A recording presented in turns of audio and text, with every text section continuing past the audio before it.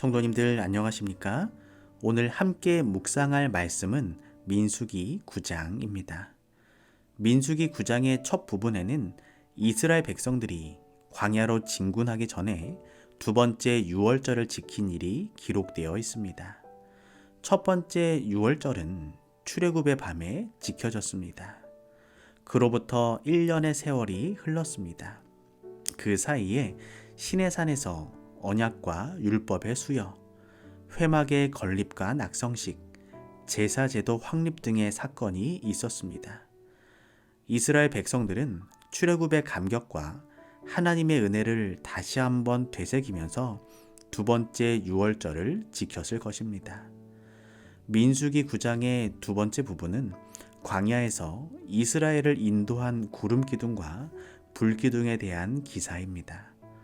구름기둥이 성막 위에 머물면 이스라엘도 그곳에 머물렀고, 구름기둥이 떠오르면 이스라엘은 구름기둥의 인도를 따라 그곳을 떠났습니다.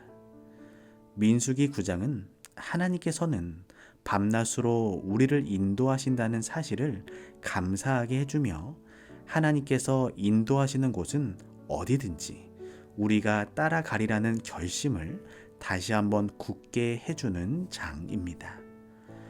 민수기 9장 2절에 이스라엘 자손으로 유월절을 그 정기에 지키게 하라.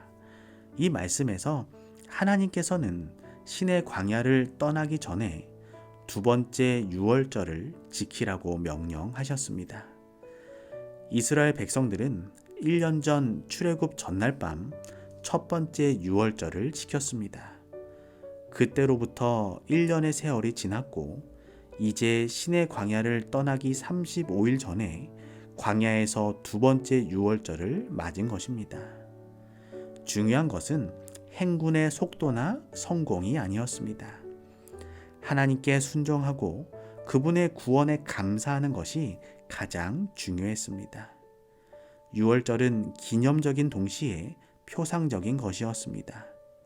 그것은 과거에 애굽에서 구원받은 사실을 가리킬 뿐 아니라 현재 받은 구원의 엄숙함, 그리고 장차 그리스도께서 그분의 백성을 죄의 속박에서 해방하시기로 되어 있는 더 큰 구원을 예표하는 것이었습니다.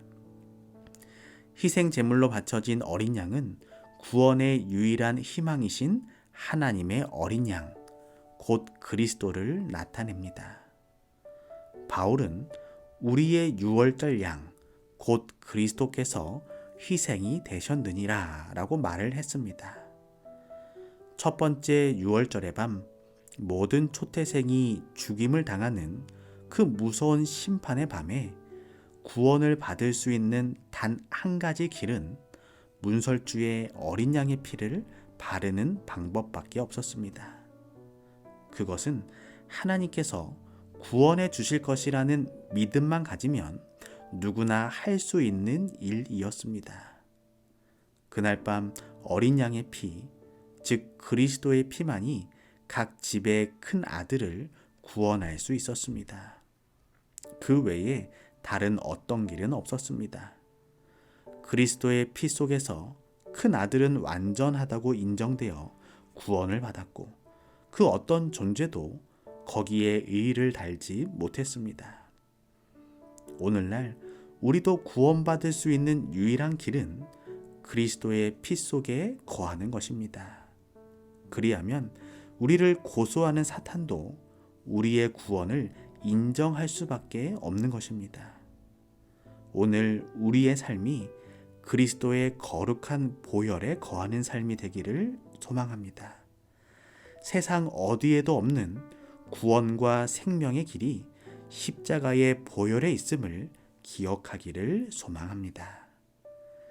민수기 9장 6절에 때에 사람의 시체로 인하여 부정케 되어서 유월절을 지킬 수 없는 사람들이 있었는데 그들이 당일에 모세와 아론 앞에 이르러.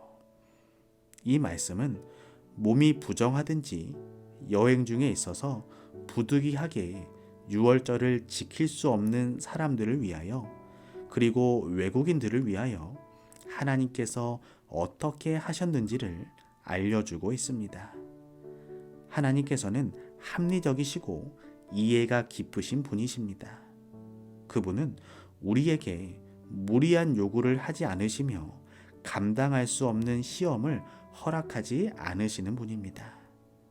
소나 양 같은 제물을 바쳐 피 흘리는 제사를 지낼 것을 명령하신 분이지만 가난한 사람을 위해서는 새나 곡식으로 대신할 수 있도록 허락하신 분이 바로 하나님이십니다.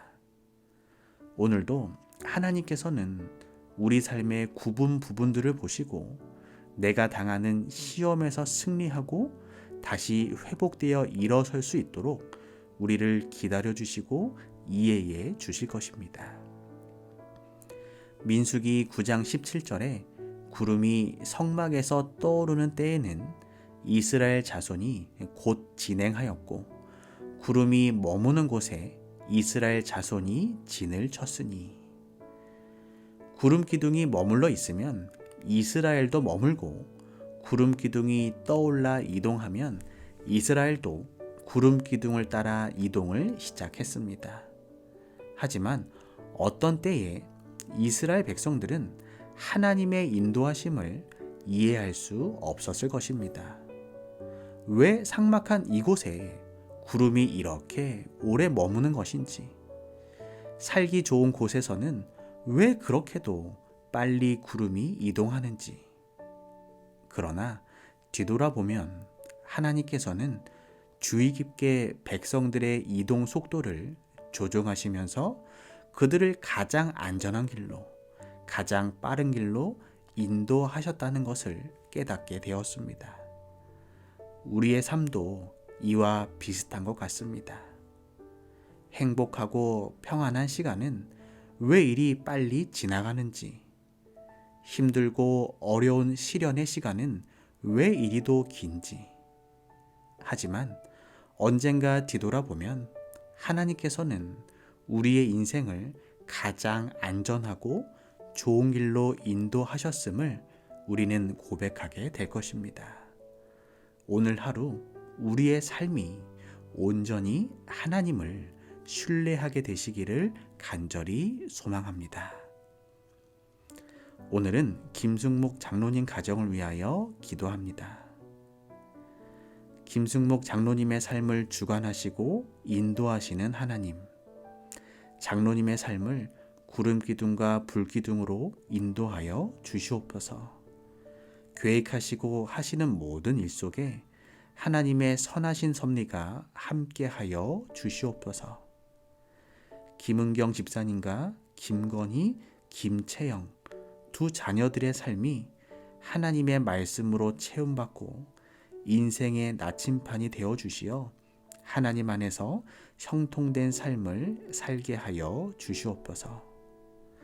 그리고 가족들의 삶 속에 성령 하나님의 도우심이 함께하여 주시고 건강함의 복을 더하여 주시옵소서. 사랑의 예수님의 이름으로 기도드립니다. 이제 화면의 기도 제목을 보시고 우리가 있는 곳에서 간절한 마음으로 기도하도록 하겠습니다.